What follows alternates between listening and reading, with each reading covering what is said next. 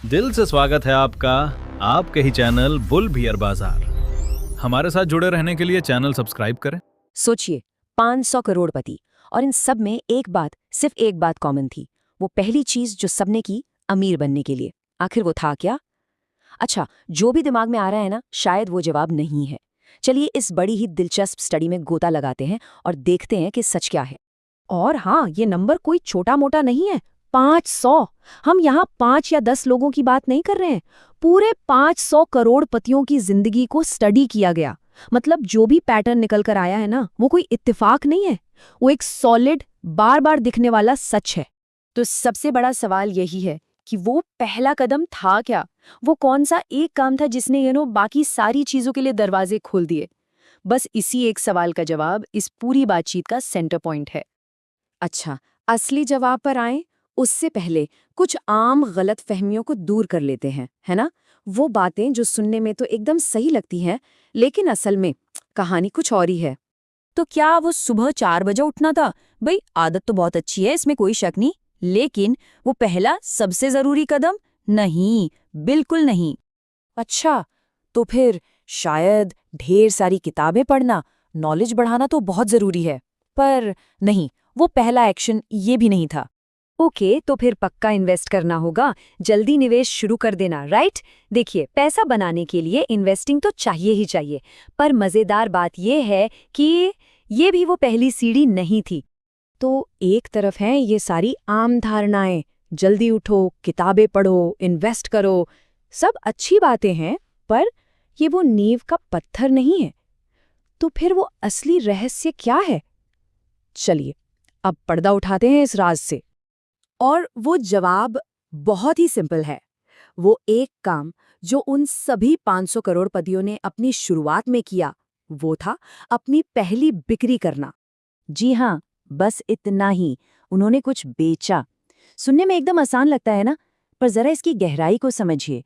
बात सिर्फ कोई सामान या सर्विस बेचने की नहीं है।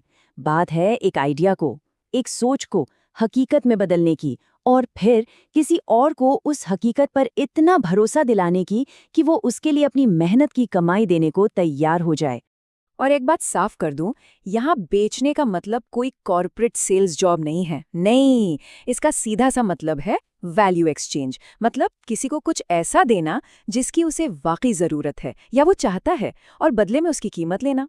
चाहे वो अपनी पुरानी किताबें बेचना हो या किसी को 1 घंटा ट्यूशन पढ़ाना हो। अगर पैसे का लेन देन हुआ तो मतलब पहली बिक्री हो गई। पर सवाल ये है कि ये एक छोटा सा काम इतना पावरफुल क्यों है? मतलब सिर्फ एक सेल करने से पूरी कहानी कैसे बदल जाती है? इसके पीछे 4 बड़े ही जबरदस्त कारण हैं। देखिए, सबसे पहले तो ये आइडिया को साबित करता है। जब कोई किसी चीज के लिए पैसे देता है तो वो सिर्फ एक ख्याली पुलाव नहीं रहता, वो एक असली चीज बन जाती है। दूसरा, इससे जो कॉन्फिडेंस मिलता है ना, वो असली होता है। ये किताबों से नहीं, बल्कि कुछ करके दिखाने से आता है। तीसरा, मार्केट सीधे सीधे सिखाता है कि लोगों को सच में क्या चाहिए क्या नहीं। और चौथा, और शायद सबसे जरूरी, ये रिजेक्शन के डर को खत्म कर देता है।